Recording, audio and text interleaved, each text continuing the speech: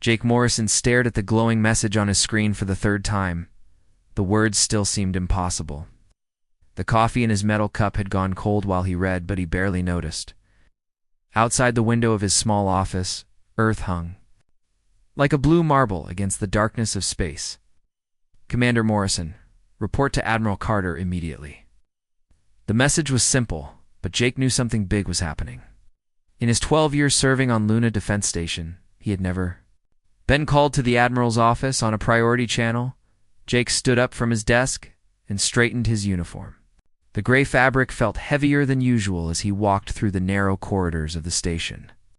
Other officers nodded as he passed, but their faces showed curiosity. Word traveled fast on a space station, and everyone knew when something unusual was happening. The Admiral's office was on the top level of the station with a clear view of Earth below. Lisa Carter was standing with her back to the door when Jake entered. She was a tall woman with short gray hair and sharp eyes that had seen more battles than most soldiers twice her age. "Sir Commander Morrison reporting as ordered," Jake said. Keeping his voice steady, Admiral Carter turned around slowly. Her face was serious, but Jake could see something else in her expression. Excitement, maybe, or fear. "Jake, sit down. What I'm about to tell you will change everything." Jake took the chair across from her desk. The Admiral walked to her window and looked out at Earth for a long moment before speaking. 3 days ago, we received a message from the Galactic Council. Do you know what that means? Jake felt his heart skip. Everyone knew about the Galactic Council. They were the group of alien races that controlled most of the galaxy. For 300 years, they had ignored humanity completely. Earth was too small, too young, too violent for them to care about. "They want to meet with us?" Jake asked. "More than that, they want us to join them." As the 13th member of the council, the words hit Jake like a punch to the stomach. He stared at the Admiral, waiting for her to say it was a joke. But her face remained serious. "That's impossible," Jake said. "Shh. They've never even talked to us before." Admiral Carter smiled for the first time since he had entered the room. The battle at Kepler Station changed their minds. When you destroyed those Zephyrian raiders, the whole galaxy noticed. Jake remembered that fight. 6 months ago, alien pirates had attacked a human colony ship near the edge of Earth's territory. Jake had been commanding a small patrol fleet when the distress call came in. The raiders had bigger ships and better weapons, but Jake had used an old trick from Earth's naval history. He had hidden his ships behind an asteroid and waited until the raiders got close. Then he had attacked from all sides at once. The battle was over in 20 minutes. All the raider ships were destroyed, and the colony ship was saved. Jake had thought it was just another day's work. "The aliens have been watching us for a while," Admiral Carter continued. "They saw how we fought. They saw how we protected our people. And they realized that maybe humans aren't as primitive as they thought." Jake shook his head. "Why me? You should send a diplomat or a politician, someone who knows how to talk to." "Aliens. That's exactly why we're sending you," the Admiral said. She walked back to her desk and sat down. "The Council has been around for thousands of years. They're used to long speeches and careful words. They take forever to make decisions, because they want everyone to agree on everything." She leaned forward and looked directly at Jake. "But sometimes the galaxy needs someone who can act fast, someone who can make hard choices, someone who can fight when fighting is needed." Jake felt the weight of what she was saying. "You want me to represent all of humanity?" The President himself approved this. "The Council meets on a planet called Nexus Prime. It's neutral territory, controlled by no single race. You'll be the first human to ever set foot in their council chamber." Jake stood up and walked to the window. Earth looked so peaceful from here. It was hard to believe that down there billions of people were living their lives not knowing that. Their future might depend on what happened in an alien council chamber. "What if I mess this up?" Jake asked. Admiral Carter joined him at the window. "Jake, you've never failed a mission. You saved that colony ship when everyone said it was impossible. You've led men and women into battle and brought them home alive.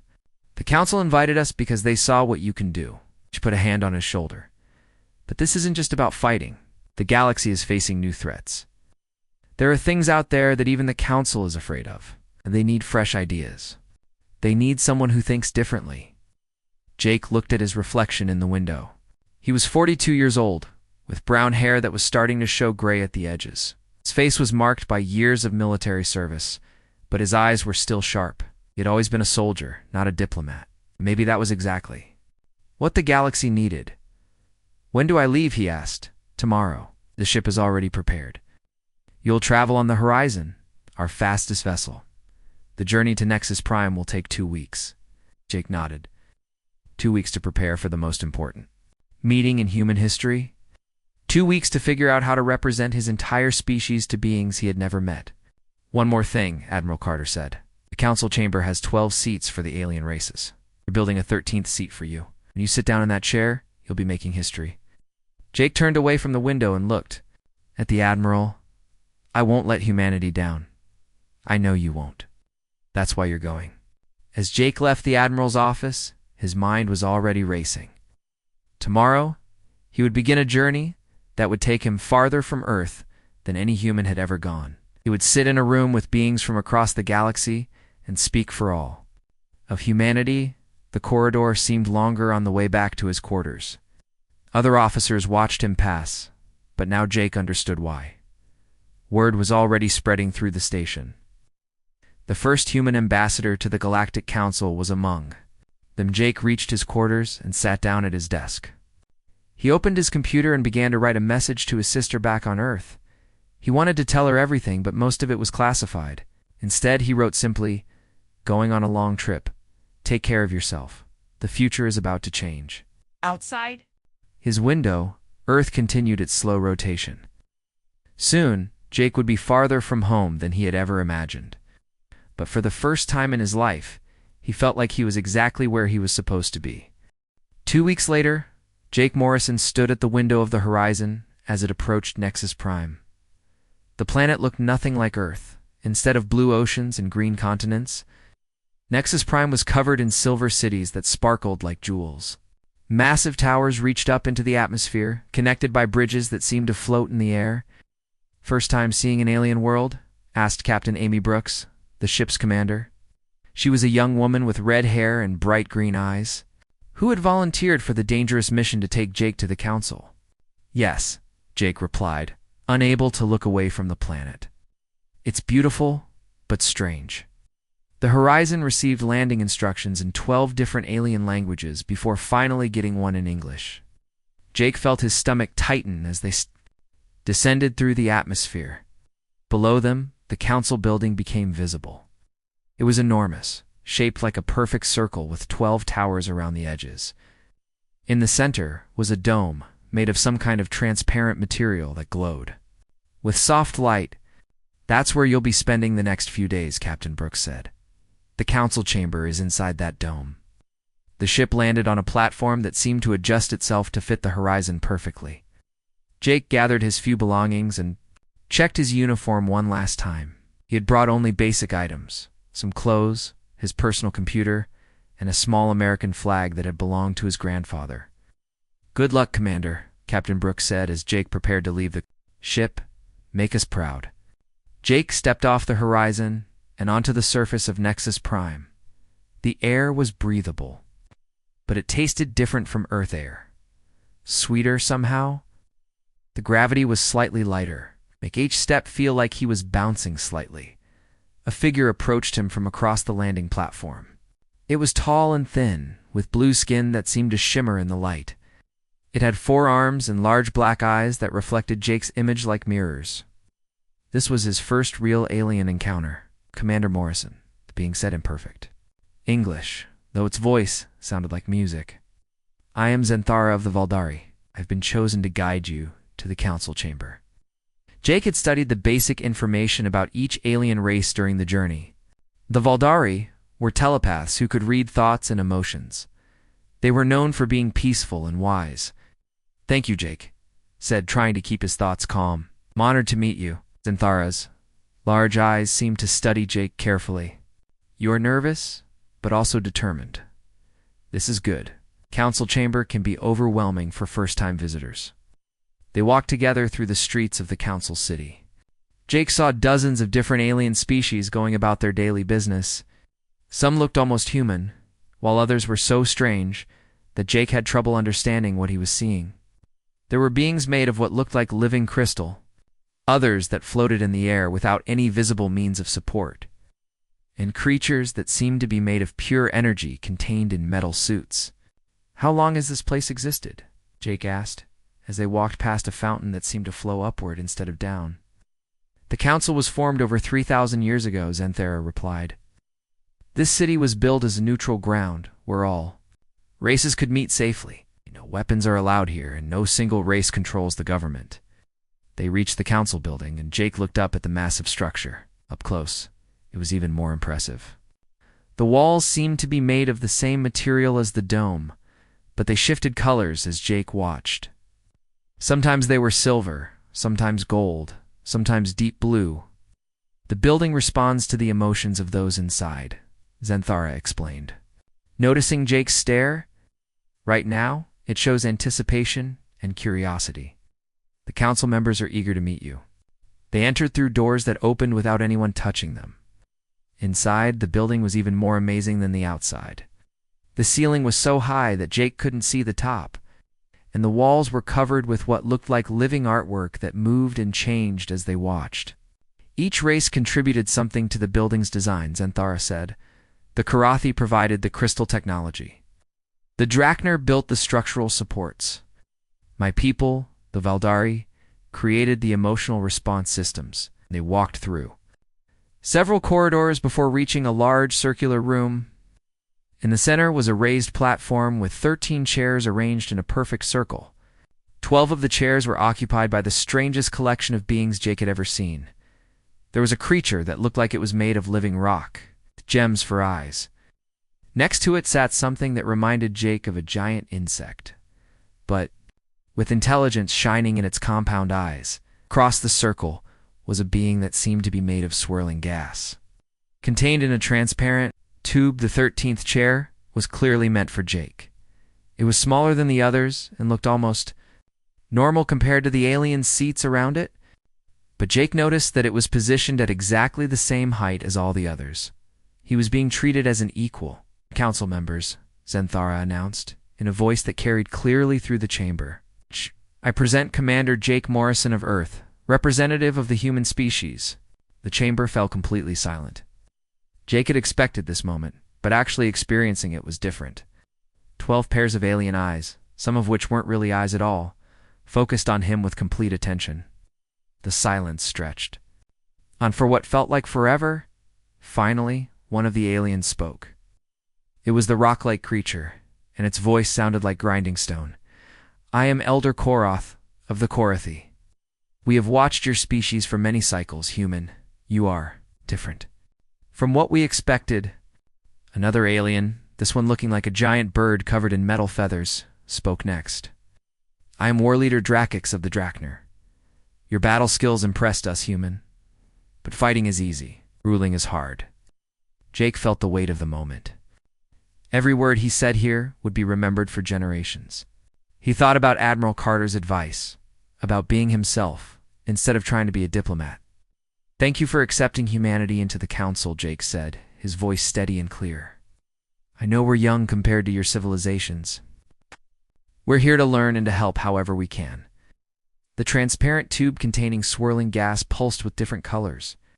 "I am Flowsinger Nixel of the Astari. Your species confuses us, human. You are both violent and protective, aggressive and caring. How do we understand such contradictions?" Jake smiled slightly. "Maybe that's exactly why you need us here. Sometimes contradictions are what make solutions possible." The chamber fell silent again, but this time Jake felt it was a thoughtful silence rather than a shocked one. The aliens were thinking about what he had said. Xanthara gestured toward the empty chair. "Commander Morrison, please take your place." "Among us, the formal session will begin shortly." Jake walked to his chair and sat down. The moment his body touched the seat, he felt a strange, tingling sensation. The chair seemed to adjust itself to fit him perfectly, and suddenly he could hear whispered translations of alien conversations happening around the chamber. He was no longer just Jake Morrison, human military officer. He was now the voice of Earth in the galactic community. The responsibility felt heavier than any weapon he had ever carried, but also more important than any battle he had ever fought. The council session was about to begin, and Jake was ready to show the galaxy what humans could do. The formal council session began with a sound that Jake had never heard before. It was like music, but deeper and more complex. Each alien species contributed their own note, creating a harmony that seemed to vibrate through the chamber walls. When the sound ended, Elder Koroth of the Korathi spoke first. "We gathered today to address the growing threat at the edge of our galaxy," the stone-like being said. "The Void Collective continues to consume star systems. We must decide how to respond." Jake had heard rumors about the Void Collective during his journey to Nexus Prime, but no one had given him clear details. He listened carefully as the council members began to discuss the threat. 17 systems have been lost in the past year, said Flowsinger Nixel, the gas being in the transparent container. Entire planets gone without a trace. We do not understand what we are facing. War leader Drakix, the bird-like Drakner, spread his metal wings in what Jake guessed was a gesture of frustration. My scouts report that the collective leaves nothing behind, no debris, no radiation, no signs of battle. The systems simply disappear. An alien that looked like a walking tree with silver bark spoke next. "I'm Rootkeeper Sylvan of the Nethes. My people believe we should attempt communication with this collective. Perhaps they do not realize they are harming us." Jake felt his eyebrows rise. These beings were talking about trying to communicate with something that was destroying entire solar systems. On Earth, when something attacked you, you fought back. You didn't try to have a conversation with it. "Communication attempts have failed," said another council member. This one resembling a giant jellyfish floating in a water-filled sphere. "I am Deepsinger Coral of the Aquari. We have sent 17 different types of messages. None received responses." The discussion continued for hours. Each alien species had their own idea about how to handle the threat, but Jake noticed something troubling. None of them were talking about actually fighting the Void Collective. They discussed studying it, understanding it, finding peaceful solutions, but no one mentioned military action.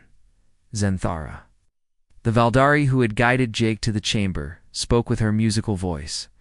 "Perhaps we should establish a research committee to study the collective's behavior patterns. We could spend several cycles analyzing their movements. Several cycles."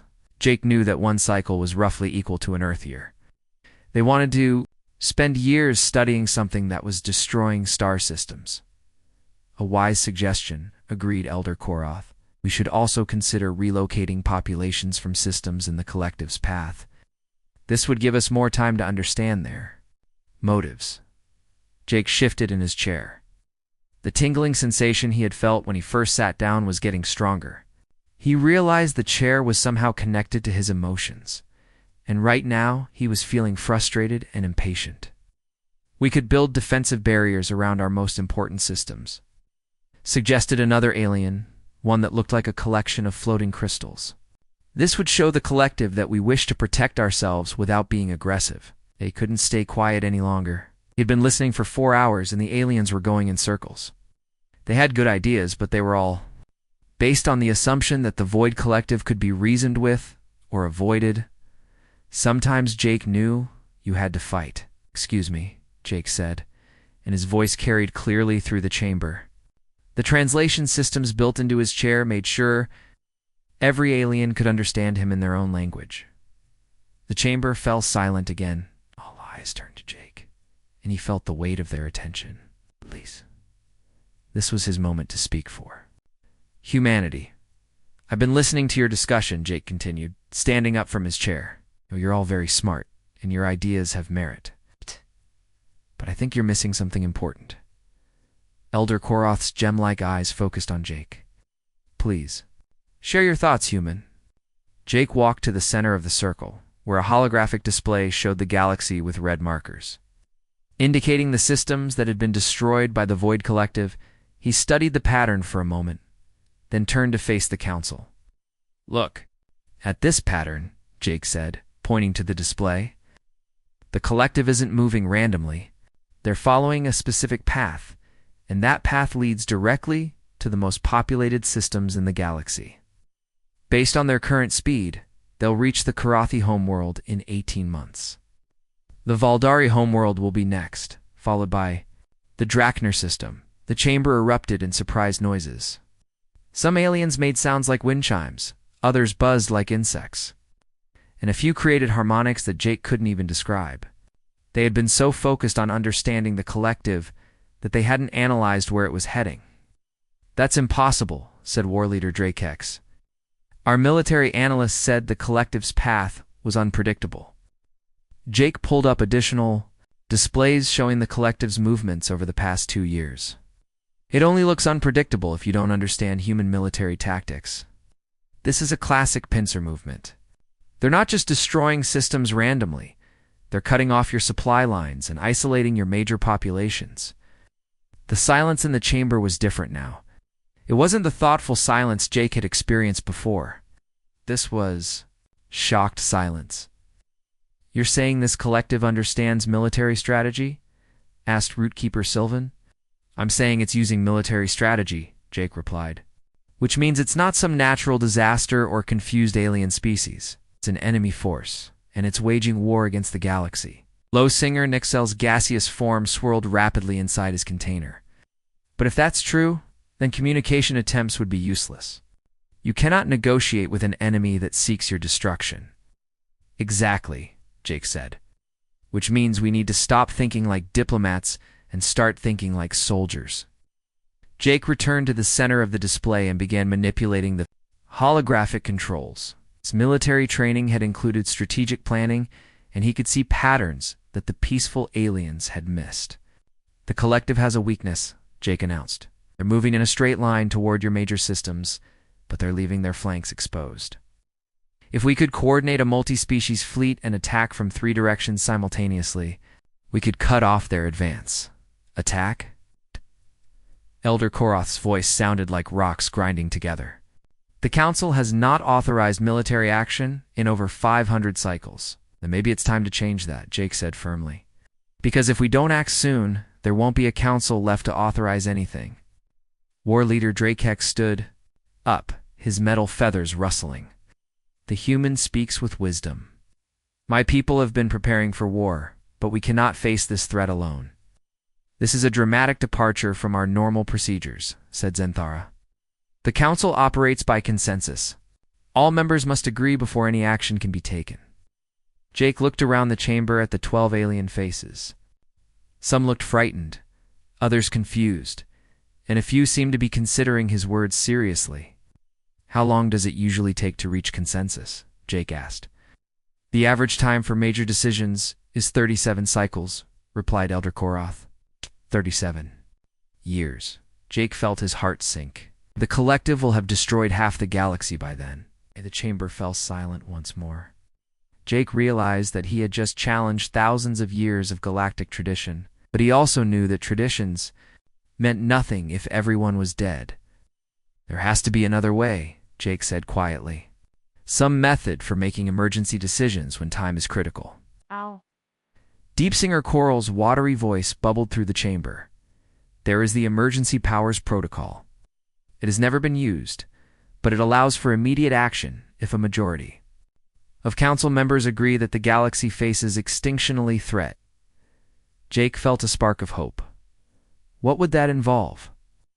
7 members would need to vote for emergency action, Zenthara explained. Then military resources from all member species would be placed under unified command. "And who would command this unified force?" asked War Leader Drakex. The chamber fell silent again, and Jake suddenly realized that all eyes were on him.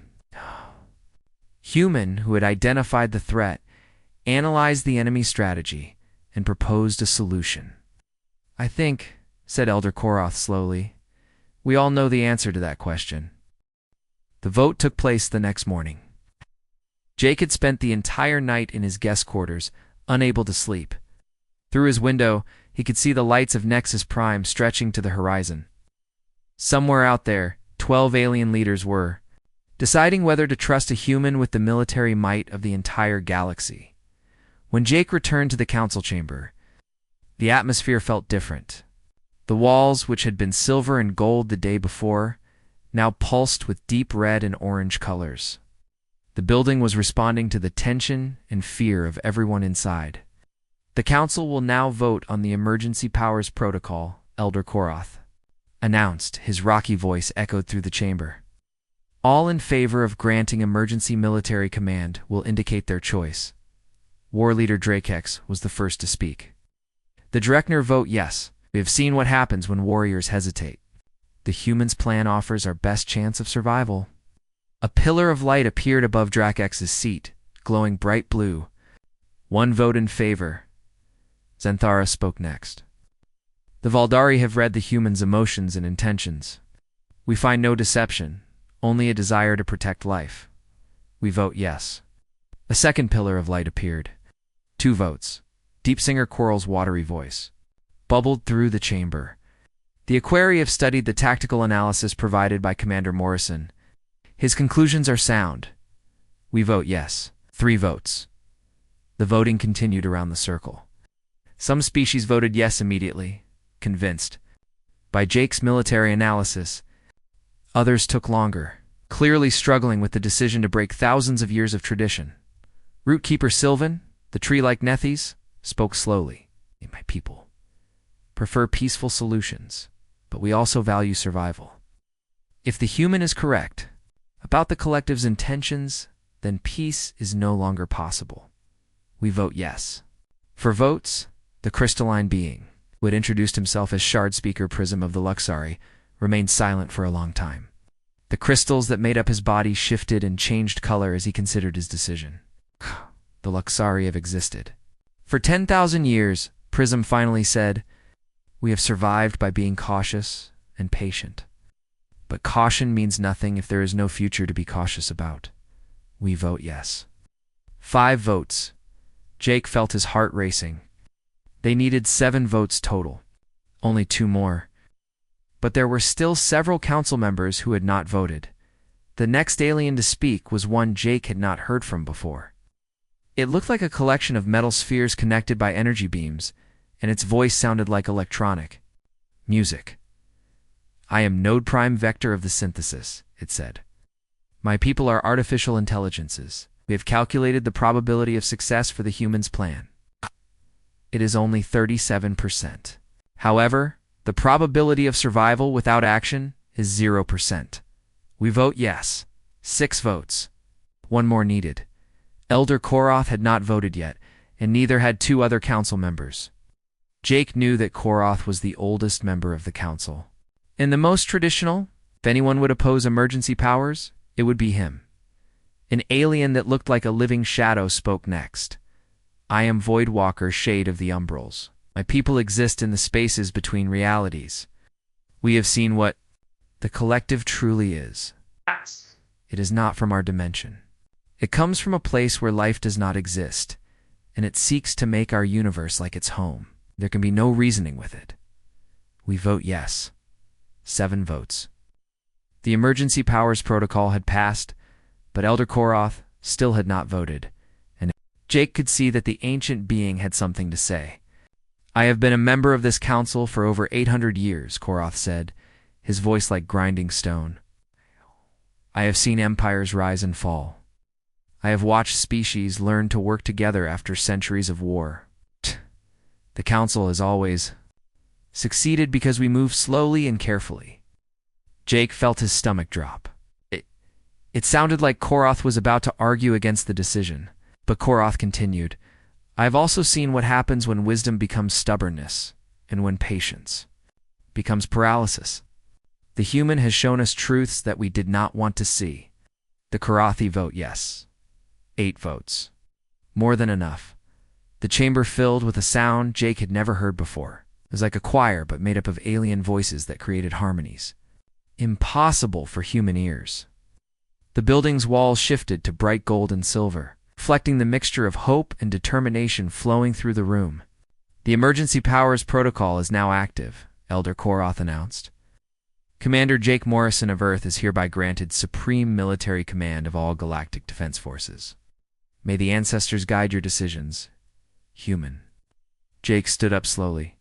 The weight of what had just happened was almost too much to understand. Every warship, every soldier, every military resource in the galaxy was now under his command. Billions of lives depended on his decisions. "Thank you," Jake said, his voice steady despite his racing heart. "I won't let you down." Over the next 3 days, Jake worked almost non-stop. The Council had given him access to military databases from all 12 species, and what he found was both encouraging and terrifying. The good news was that the galactic civilizations had impressive military technology. The Drachner had built massive battleships with weapons that could destroy moons. The Valdari had developed shields that could protect entire planets. The HFY had submarines that could travel through space as easily as through water. The bad news was that none of these species had ever worked together militarily. Their communication systems were incompatible. Their tactics were completely different. And some of them had been enemies for centuries. Jake spent hours in meetings with military leaders from each species.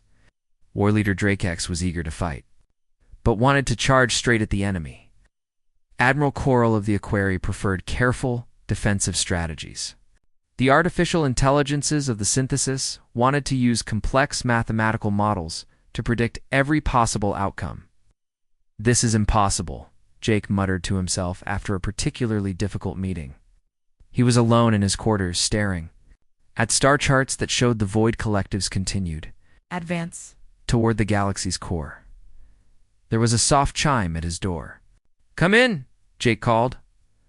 Xanthara entered, her blue skin shimmering in the room's soft light. "You look troubled, Commander." Jake gestured at the charts covering his desk. "I've got 12 different species with 12 different ways of fighting. The Drachner want to attack immediately. The Nethys want to build defensive positions and wait. The Luxari think we should try to trap the collective in an energy web. How am I supposed to coordinate all of this?" Xanthara moved closer and studied the charts. "Perhaps the answer is not to make them all fight the same way, but to let each species do what they do best."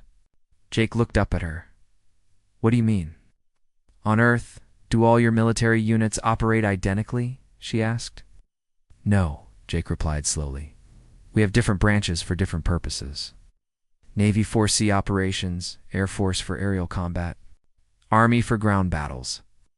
Each one specializes in what they're good at." "Exactly," Xanthara said with something that might have been a smile. "The Drachner are natural shock troops. The HFY excel at support and logistics. The Valdari can provide intelligence and communication. Instead of forcing them to work the same way, create a strategy that uses each species' strengths."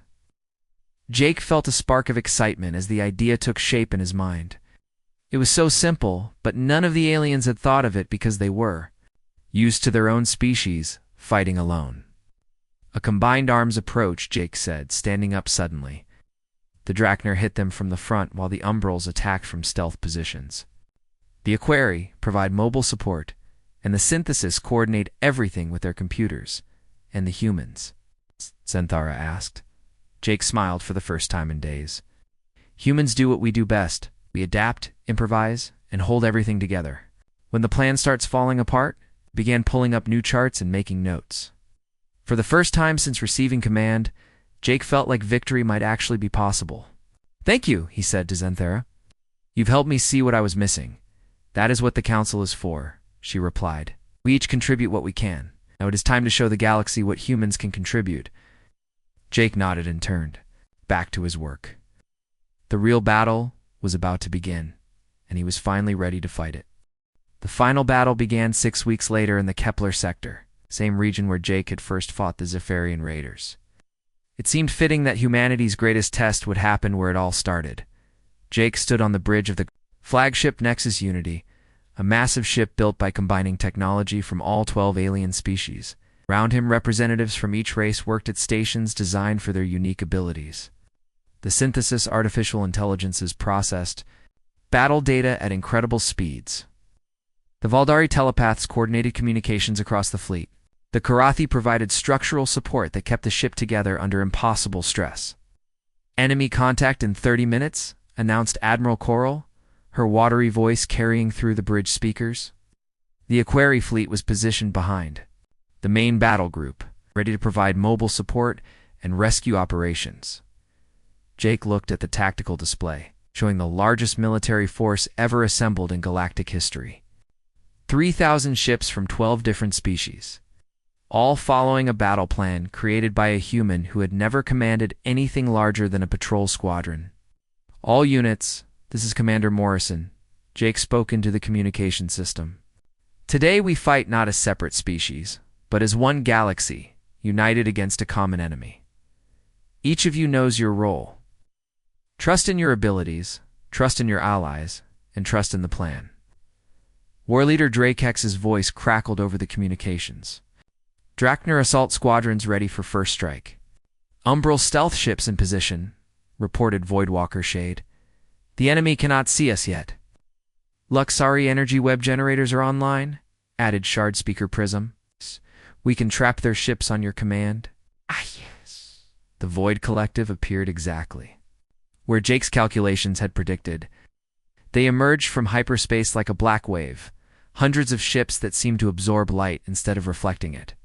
The ships had no recognizable design, appearing more like geometric holes in space than actual vessels. My sensors cannot read them properly, reported Node Prime Vector. They exist, but they do not register on our instruments the way normal matter should. Jake had expected this. The Void Collective came from a dimension where the rules of physics were different. That's why they had been so difficult to fight before. All ships, execute Plan Alpha, Jake commanded. The Drachner charged forward with their characteristic aggression, massive battleships, firing weapons that lit up space like miniature suns. The Void Collective ships moved to intercept them, just as Jake had hoped. Umbral units began stealth attacks on their flanks, Jake ordered. Invisible to both radar and visual detection, the Umbral ships struck from the shadows. Their weapons created tears in space itself, causing several Void ships to simply vanish. The Collective began to adapt, spreading their formation to counter the multi-directional attack. This was the critical moment Jake had been planning for. Units activate the energy web. Brilliant beams of pure energy shot out from the crystalline ships, forming a complex geometric pattern around the collective fleet. The alien vessels found themselves trapped in a cage of solid light, unable to move in any direction. Now we have them, Jake said. All units, focus fire on grid coordinates I'm transmitting. The combined firepower of the galactic fleet concentrated on specific points in the energy web, causing massive explosions that tore through the trapped Void ships. For the first time in the war, the Collective was taking serious losses, but Jake knew the battle was far from over. The Void Collective had survived in their hostile dimension by being adaptable, and they quickly began to prove it. Commander, the enemy is doing something to our energy web, reported Shard Speaker Prism. They're somehow draining the power from our crystals.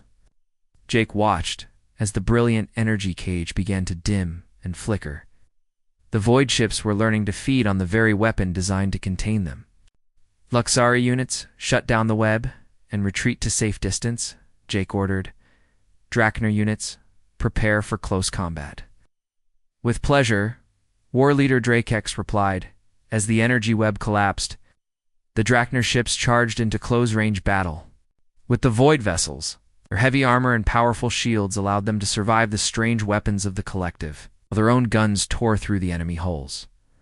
But Jake noticed something troubling on the tactical display. Void ships were arriving, emerging from hyperspace in waves. The enemy had brought reinforcements. Query units, begin rescue operations, Jake commanded.